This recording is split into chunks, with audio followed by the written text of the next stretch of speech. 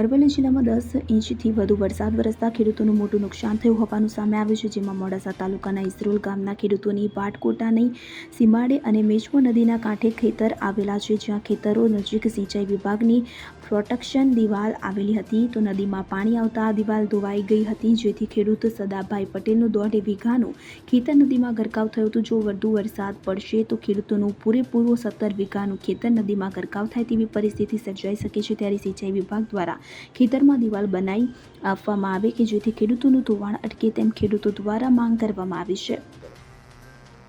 અમારી જમીન બાટકોટાની સીમમાં નારીસોલની સામે નદીના કિનારે 18 વીઘા જમીન આવેલી છે। એ જમીનમાં આ 2-3 દિવસ અગાઉ જે વરસાદ પડ્યો એ વરસાદના કારણે અમારી જમીન નદીના કિનારા પાસે જે અગાઉ પાણી પુરવઠા વિભાગ દ્વારા એક પ્રોટેક્શન દિવાલ બનાવેલી એ દિવાલ તૂટી ગઈ છે અને એના કારણે અમારી જમીનનું ધોવાણ થયું છે।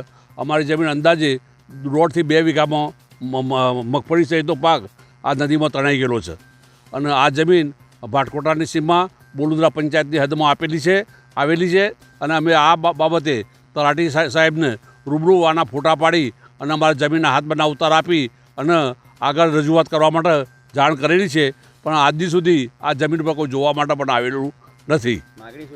અને અમારે જે જમીનનું ધોવાણ થયેલું છે એ બાબતે જો પાણી પુરવઠાવાળા તાત્કાલિક અમારે પ્રોટેક્શન દિવાલ બનાવી અને અમને આ જમીન લેવલ કરી આપે એવી અમારી અરજ છે। અને ઓછામાં ઓછું 5 થી 6 લાખનું નુકસાન થયેલું છે અમારા જમીનમાં, એટલે જો પ્રોટેક્શન દિવાલ થાય તો જ અમારી આ જમીન બચી શકાય એવી છે, નહીંતર અમારી ટોટલી 18 વીઘા જમીન આ નદીમાં તણાઈ જાય એવું છે।